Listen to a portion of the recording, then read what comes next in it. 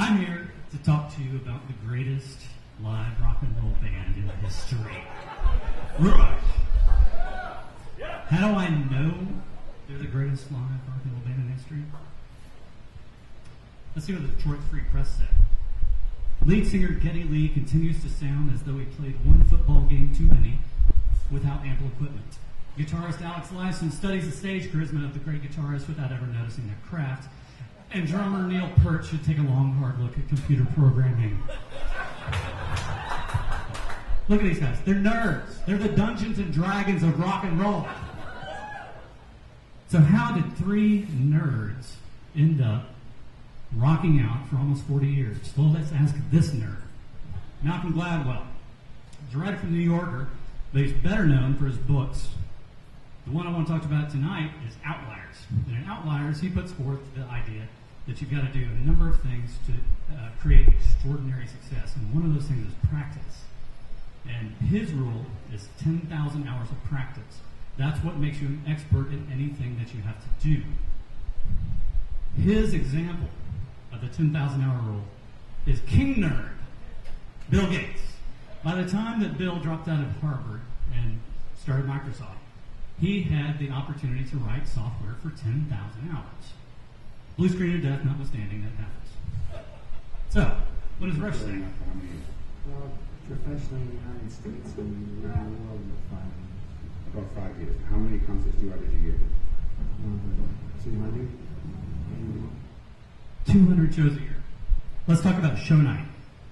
You got to get to the venue, you got to set up, you got to do rehearsal, you got to do sound check, you got to play the show, you got to break back down, and then you got to get to the next place. That's easily a 10-hour day. 10 hours, 200 shows, 5 years, 10,000 hours. So, they've paid their dues. They're good. They know what they're doing. So why aren't they this huge, monstrous commercial success? Well, let's ask our second nerd. Timing. Here we go. Chris Anderson. This is the editor of Wired Magazine, the magazine for nerds, right?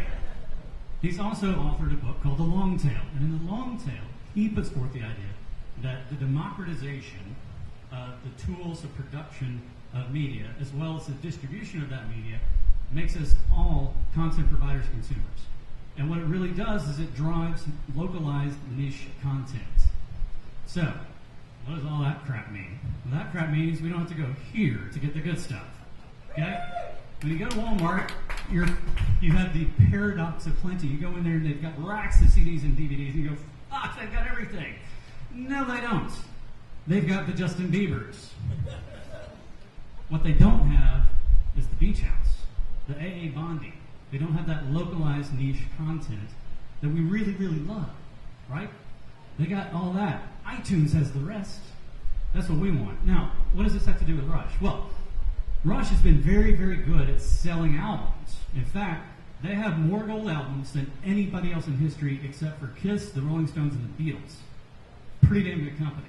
But the measure of commercial success are singles. How many number one singles? None. They don't even have a top 20 single.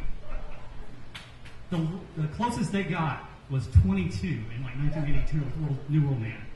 So, how did they succeed? Asking these nerds. I'm from Cleveland, Ohio. I just had my 100th show in Stockholm. Lots of small, 213 shows! Oh my God, it's full of nerds. These are fanatics. These are the true fans. And these are the guys that make their career. They know that. They stay true to their vision, and they produce exactly what they want, and that's what the fans want, and they'll buy it every time. When they came out with their third album, Aggressive Steel, in '75, it tanked. And the studio said, you've got to do a commercial album. And they said, okay, we'll do 2112. Track 1, 20-minute space opera. These are some of the materials I used in putting this presentation together. Outliers and Long Tail are great books. There's a lot more information in there that I didn't cover. That's great. The documentary just came out on DVD. Even if you're not a fan, it's awesome. So, thank you for letting me nerd out about these nerds. And I would invite you to the show next month, but it's sold out.